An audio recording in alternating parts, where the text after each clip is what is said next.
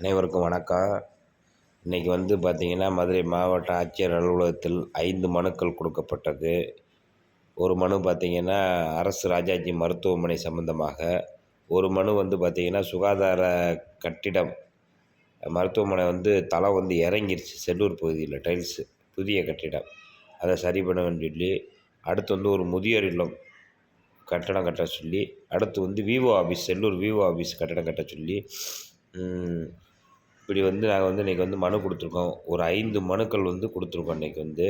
அதே நேரத்தில் மதுரை மாநகராட்சி இறந்தவர்கள்ட்ட 4A ஃபார்ம் மருத்துவ சான்றிதழ் வாங்கி கொடுங்கன்றாங்க. அதையும் பரிசீலனை பண்ணுங்கள் அப்படின்னு சொல்லி ஒரு மனு கொடுத்துருக்கோம். அதாவது பொதுமக்கள் பிரச்சனை என்றால் அவர்களுக்காக என்றுமே நாம் குரல் கொடுப்போம்.